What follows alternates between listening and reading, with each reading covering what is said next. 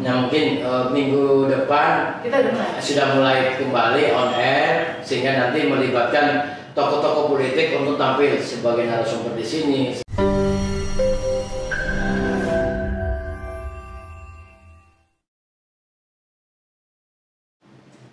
Hola, halo, kita ketemu lagi di sini ya di podcast Ngopi, Ngobrol Inspirasi. Tapi ngomong kita udah masuk 2024 aja nih, ya nggak sih? Gimana 2023 kemarin? Berasa lebih indah atau mungkin sebaliknya? Ya, oke. Saya nggak mungkin cop-cop sendiri di sini ya, karena saya sudah bersama dengan si yang punya Samarinda. Oh bukan, yang punya podcast. Iya, di sini ada. Saya sih manggilnya biasa Om Sukri ya, Om Sukri. Yes. Om atau Pak atau Abang? Om aja lah ya. Karena kan biasa. Ya. Om ya. Oke. Om. Gimana nih Om kabarnya? Kita ketemu lagi 1 tahun kita nggak ketemu nih Om. Iya, melewati waktu bulan ya. Iya.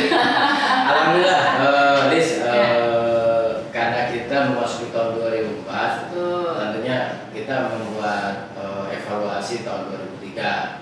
Nah, alhamdulillah podcast di 2024 dengan SDM yang menurut saya beda-beda ya, bagus, dan juga kelengkapan alat-alat sedikit demi sedikit kita penuhi, karena bagaimanapun kita harus kelola dengan baik dan maksimal. Kalau kita tidak, maka akan ketinggalan. Itu yang sangat penting.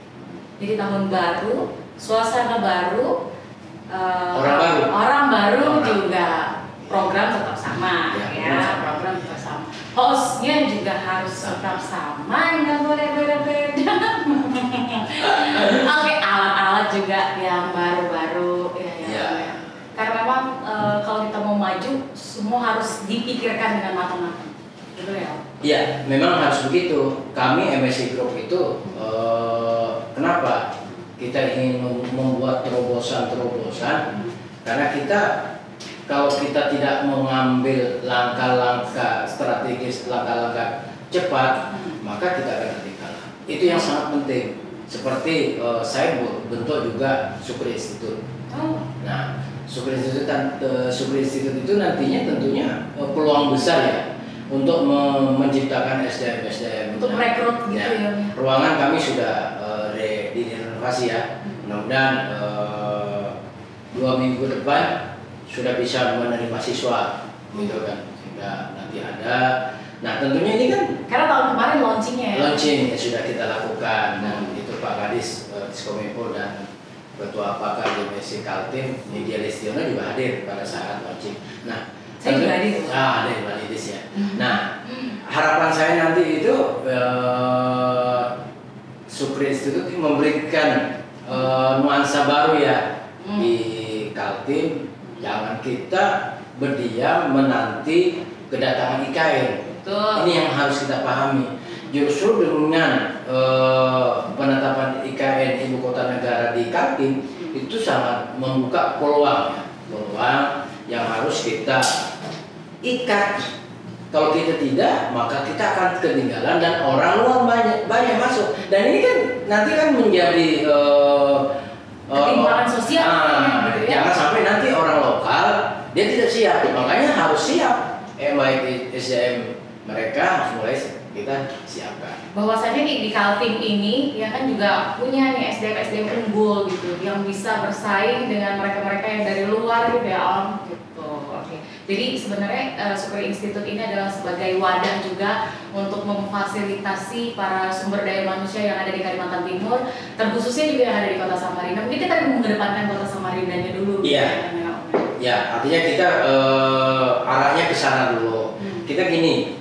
Saya juga terobosan mengapa menciptakan Sukri Institute tadi, karena kita hanya bergerak di pengertian ya jurnalis ya, sehingga juga media dan jurnalis ya. Sehingga nanti dinas-dinas OPD kan kebanyakan mereka itu bukan orang-orang yang di dalamnya itu bukan profesi dari awalnya bukan jurnalis ya. Betul. Mereka direkrut memang dia punya jabatan atau PNS dari mereka dimasukkan dalam tim. Nah, ke depan kami justru itulah kami akan hadir untuk memberikan membuka pelatihan SDM mereka, termasuk di desa-desa itu tentunya kan perlu. Nah ini yang harus ditangkap, ini harus dibongkar kan, artinya peluang ini harus kita tangkap. Silakan ada orang-orang yang lain ingin mencoba, tapi saya ingin mencoba bersaing sehat, kita bekerja sesuai dengan apa yang ada kita miliki. Makanya kita jangan terlalu bangga ya. Saya harapkan apa yang saya miliki bersama tim, karena ini bersama tim, tidak bisa. Ini bukan kerja sendiri, tapi kerja bersama. Nah, makanya kami mencari memang potensi SDM yang memang mampu membantu MSI Group. Nah, nanti makanya kemarin saya coba 2 orang terpilih untuk berangkat ke Jakarta. Iya, baru 1 bulan tidak nyampe kan? Kita ingin mengembangkan SDM mereka. Kebetulan di Jakarta ada kegiatan pelatihan? Ya enggak lah, kegiatan yang berhubungan dengan media. Mereka bisa mendapat ilmu nanti di sana. Disitulah nanti kan para pengusaha juga berkumpul di sana gitu kan. Nah di situ saya bawa 2 orang untuk lebih menguasai di bidang media. Karena kadang-kadang banyak orang memang mereka di editor video ya, tapi mereka juga belum banyak menguasai media. Nah setelah itu kita ingin mereka tahu gitu.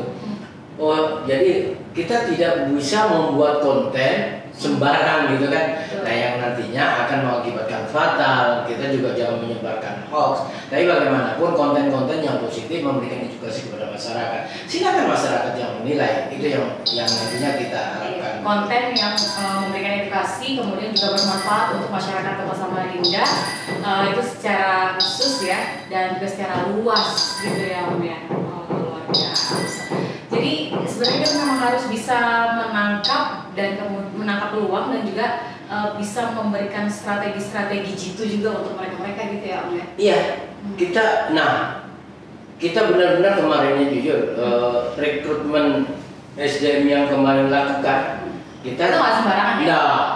Kita memang kita melibatkan orang-orang kemarin mengundang berkompeten ya, termasuk kemarin ada juga tes etika pribadi ya. Itu psikolog ya, jadi kemarin kita ada jadi kita ada, jadi itu mengetahui sifat sikap orang-orang gitu, dan ada memang beberapa orang yang attitude ya tidak lolos di situ juga ada gitu. Yang kedua kita memang mendatangkan kemarin memang ahli video gitu. Kita memang harus kita siapkan sehingga penilaian juga fair gitu. Saya tidak mau kayak kejadian-kejadian sebelumnya gitu, karena teman saya tidak mau sekarang. Tapi bagaimanapun teman tetap profesional, artinya silakan kita berkompetisi untuk mengikuti prosedur SOP yang sudah diberlakukan di MSI Group. Makanya kita mudah-mudahan ya kita MSI Group tetap bersemangat untuk menciptakan SDM. Nah di sini yang kita harapkan. Artinya harus membangun sinergi ya, dengan siapapun, kemudian juga bisa berkolaborasi, bisa bekerja sama dengan tim gitu yang baik gitu ya, karena ini kan mempertanggungjawabkan segala-galanya. Yes. Nah ini kan kenapa saya juga terus mendorong perbaikan ini alat dan semacam. Ya karena tahun politik juga kita bisa masuk ke ranah itu, ya kan? Jadi sudah jalan. Nah, kebetulan ini kan habis renov. Nah mungkin minggu depan kita sudah mulai kembali on air, sehingga nanti melibatkan tokoh-tokoh politik untuk tampil sebagai narasumber di sini, sehingga kita juga memberikan edukasi kepada masyarakat. Yuk, pemilu damai itu sangat penting. Betul. Nah, siapapun calonnya silahkan. Yes. Pilihlah calon yang memang untuk membangun Indonesia. Masyarakat sekarang kan sudah pintar. Betul. Tidak bisa. Jangan juga kita mendorong yang salah. Ini yang harus kita luruskan. pilihan berbeda, pertemanan yang sangat berharga. Betul. Pilihan ini saat 5 tahun berlaku aja, Iya. ya kan, berlaku 5 tahun, pertemanan seumur hidup ya. Iya. Masa jadi pertemanan karena beda pilpres kita menjadi musuh kan tidak mungkin. Nah, Tapi kadang-kadang kalau di politik nih kadang-kadang teman jadi lawan, lawan jadi teman kan gitu. ya itu. Nah, harapan nanti pemilu 2024 minimal aman, damai sehingga masyarakat mencari nafkah, penghidupan untuk sehari-hari mereka enak. Jangan sampai nanti masyarakat yang menjadi korban politik di 2024 ini jangan sampai terjadi. Kita berharap kalaupun kalah, siapa kalah, mengakui kekalahannya, mengakui keunggulan lawan. Ini namanya sportif. Ya kami juga sama. Saya sebagai CEO MSI Group, saya harus fair. Kalau ada yang lebih bagus, kita harus ucapan jempol ya. Betul. Jangan sampai nanti mempunyai hati iri. Ya kan, kata kiai, Iri dengki. ya kata kiai saya, kita jangan mempunyai sifat iri, tapi iri untuk maju itu yang sangat baik. Tapi iri dengki beda ya. Tapi kalau iri ingin maju, wah itu sangat luar biasa. Ini yang harus kita miliki bersama. Dan saya sudah sampaikan kepada Batik, mereka yang kita boleh iri, itu sama. Ya. Karena itu akan membuka peluang karir MSI Group ini banyak. Dan ini juga jangka panjang. Itu sudah, makanya kemarin sama cewek-cewek yang baru yang saya, kita perlu manajer cabang di kabupaten kota kan. Oke. Nah itu tentu ngapain orang luar kita ambil, yang ada aja kita, yang harus kita dipoles. Iya dipoles. Nanti kalau ada pengurangan atau dipindah mereka, kita tambah lagi di sini. Itu yang sebenarnya masih banyak juga kan. Itulah kita karir di sini membuka peluang yang sangat besar. Tinggal mereka aja. Saya akan memberikan selalu motivasi. Jangan kamu merasa baru atau junior. Di sini tidak ada perbedaan senior dan junior, tapi potensi, dedikasi, loyalitas itu yang diutamakan. Dan kemarin sudah tahu sendiri, Lilis kan, bahwa kita selalu berikan reward kepada wartawan-wartawan yang memang potensinya luar biasa, loyalitasnya luar biasa, sampai kita memberangkatkan umroh di 2025. Ini kan itu bagian ada juga strategi ke luar negeri 3 negara, Thailand, Malaysia dan Singapura. Di bulan 7 rencananya berangkat 2024 ini kan? Iya, dan besok tanggal 23 berangkat ke Jogja. Ada memang reward yang tahun kemarin. Kita memberikan peluang kepada tim yang ada sehingga mereka bisa semangat, tidak memberikan kendor. Nah, tinggal pilihan mereka, apakah mereka bertahan atau mereka melihat iming-iming yang tidak jelas. Jangan melihat iming-iming yang tidak jelas, tapi akhirnya apa? Yang jadi korban mereka nanti. Ya kan? Kalau saya terus terang aja, saya memang memberikan step by step. Ya kan? Karena kalau langsung kita naik, maka mereka juga akan ke bawah. Tapi kalau step by step kita siapkan SDM, maka mereka akan lebih hasilnya juga maksimal. Karena memang semua itu kan berproses gitu ya Om ya. Ya. Dan nggak mungkin rasanya kalau Om Sukri ini nggak menilai satu-satu gitu kan, semua anak buah gitu ya Om ya, atau mungkin juga anggota gitu ya, anggotanya dari Om Sukri ini kan gitu. Dilihat juga kinerjanya gimana gitu. Nah, pengalaman saya juga, Riz, pada saat menjadi jurnalis, pada saat itu 5.000 satu berita. Waktu itu saya bergabung di itu 2000-an sekian ya. Saya bergabung di satu radio pada saat itu. Radio 5.000 per berita, dan setiap hari itu dikasih waktu berita 5. Apa yang dinaikkan berita itu yang ulang malam itu yang baru dibayar.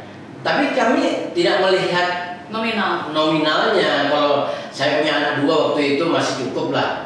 Karena dengan yakin sesuatu bahwa itu ilmu, maka akan mendapatkan yang terbaik. Kalau kita bicara nominal, tidak akan habis-habisnya. Makanya alhamdulillah sampai sekarang saya berdiri di tengah-tengah seperti ini ya karena memang pada saat itu kita tidak terlalu bicara finansial. Kalau bicara finansial kita diukur. Nanti akan jadi terlena gitu ya. Itu. Waktu saya di ANTV juga begitu juga. Waktu di ANTV kalau ada kebakaran baru dibayar. Kalau liputan-liputan khusus yang ini demo dan semacamnya di sini baru bakar ban, di Makassar sudah lempar gedung, bakar gedung. Ya tidak muat tenggelam berita yang di Kaltim atau di Samarinda. Sehingga yang dimuat adalah berita-berita yang memang nilai jualnya lebih bagus. Nah tapi kalau kebakaran baru waktu itu ANTV waktu saya masih bergabung di sana. Masih jadi kontributor gitu ya? Ya saya stranger waktu itu di ANTV kan kita belajar bagaimana jadi stranger ya waktu itu. Nah, alhamdulillah dari ilmu-ilmu itu yang kita anukan. Kita tetap belajar kekurangan dan kemampuan saya sendiri sehingga kita tidak merasa puas untuk belajar. Oke. Terus teman-teman di sini mampu bekerja sama dengan baik nggak? Suaranya mana? Diusahakan nggak? Ya harus. Iya 2024 harus semangat baru, ya kan teman-teman baru, terus kita bisa berkolaborasi dengan baik gitu ya. Ini peluang kan? Betul. Jadi sih kita juga pengennya tadi sempat ngobrol-ngobrol sama Om Sukri, ya nanti kita juga bisa di luar lah hasilnya. Nah itu keren tuh ya kan Om. Jadi kita nggak selalu melulu yang ada di dalam studio gitu ya kan. Kita nanti lebih bagus kayaknya kita sekali-sekali kita harus outdoor gitu ya, kita kemana gitu, kita mau ngambil liputan atau berita apa yang lagi hot banget gitu. Kita datangin tuh. Itu rencananya seperti itu. Jadi ke depan sambil kita menyiapkan SDM dan peralatan sedikit demi sedikit sehingga nanti bulan depan sudah. Makanya kita ingin mencoba streaming di Jakarta. Kita bawa tim 2 orang, jadi nanti kita coba streamingnya di Jakarta. Belajar. Di situ ada liputan khusus, ada namanya JMC World ya, rencana tanggal 18 di Ancol.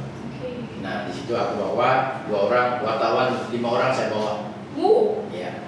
Dari tim podcast 2 orang, wartawan saya bawa 5 ke Jakarta. Ini membuka peluang ya. Betul. Untuk mereka yang selama mungkin ini liputannya hanya di kantor gitu. Tapi saya besok di acara JMSI keempat saya bawa wartawan. Biasanya saya seperti itu. Dulu waktu HPN di Kendari saya bawa 3 orang wartawan. Kemarin begitu juga saya bawa berdua. Jadi setiap HPN memang saya selalu membawa. Karena HPN JMSI tempatnya berbeda. JMSI membuat di Jakarta, sementara HPN kan di Solo untuk di 2024. Nah sehingga JMSI kita kan di Jakarta, sehingga saya bawa orang. Jadi wartawan ada 5, podcast 2 orang dengan perlengkapan yang kiranya apa yang diperlukan. Itu yang saya selalu memberikan ya kiat-kiat agar mereka juga menambah SDM. Itu sangat penting. Saya ngomong sama yang lain, kalau hari ini masih belum masuk dan data atau radar, berarti suatu saat Anda akan mendapatkan itu. Karena tidak semua kan harus dibawa. Betul. Seperti konten. Kita nanti mungkin ada pelatihan di Jogja, kita buka mereka ke sana. Itu aja. Pasti akan banyak di 2024 ini, apalagi di awal-awal. Makanya harapan saya setelah ini Lilis melihat kunjungan ke podcast yang baru. Nah harapannya nanti setelah ini bisa berjalan on air kembali. Teman-teman yang kemarin sudah tampil di podcast banyak tanya. Kapan diundang lagi? Ya, tapi kata saya kita saat ini masih renovasi dan menyiapkan alat-alat perlengkapan yang memaksimalkan sehingga hasilnya juga lebih maksimal. Gitu aja. Oke, sabar teman-teman UMKM. Minggu depan kita udah mulai gitu ya. Apalagi menjelang politik nih ya, pemilu bulan Februari. Nah, jadi banyak tokoh politik dulu. Ya. Bagaimana persiapan mereka, gitu, apakah sudah siap kalah atau siap menang gitu. Itu ya. Terus kalau misalkan kalah, apakah itu bisa diterima dengan hati yang tabah dan ikhlas begitu ya? Jangan sampai ada yang berita-berita di koran itu yang tidak enak banget gitu beritanya kan Om. Iya, jadi bagaimanapun di sini podcast ini ngopi ngobrol inspirasi itu pastinya sebagai fasilitas atau wadah juga untuk para pemirsa podcast menjadi pemilih yang cerdas, Betul. ya. Dan kemudian juga nanti kita juga akan memberikan edukasi atau juga pemahaman-pemahaman bagaimana kita harus memberikan hak suara pada pemilu. Iya, itu harapannya. Ya, kan, ya. Harapannya semua anak-anak muda Betul. yang kemarin alergi ya ke pemilu, Iya. karena tahun ini 2004 harus memilih. Betul. Jangan sampai nanti suaranya terbuang sia-sia, akhirnya dimanfaatkan orang-orang yang tidak. Iya, gitu. Harusnya menang yang ini, tahu-tahu. Ya. Pokoknya jangan sampai golput lah ya, golongan putih. Kita harus menjadi pemilih yang cerdas untuk di 2024, terutama para generasi Z, generasi milenial, dan termasuk saya ini juga di kalangan generasi milenial. Yes. Ya, saya sudah punya pilihan. Mudah-mudahan juga teman-teman yang generasi muda punya pilihan juga. Siap. Pilih saya aja kalau gitu, kalau bingung. Iya, oke. Kayaknya cukup lah ya. Iya, siap. Ya. Mudah-mudahan dengan suasana yang baru, alat-alat yang baru, semuanya serba baru dengan inovasi-inovasi ataupun juga gebrakan yang dibuat oleh CEO MSI ini ya, dapat memberikan kita satu pengalaman dan juga mungkin nantinya ke depan itu terjalin kekompakan yang sangat luar biasa dalam bekerja di tim ini ya Om ya, gitu ya Om ya. Mudah-mudahan ada hal-hal yang bisa didapatkan oleh mereka dan juga ilmu-ilmu yang terus-menerus harus mereka terima. Yes. Oke Om. Oke. Terima kasih Om Sukri, terima kasih juga teman-teman ya. Sampai ketemu lagi nanti di podcast selanjutnya. Ya.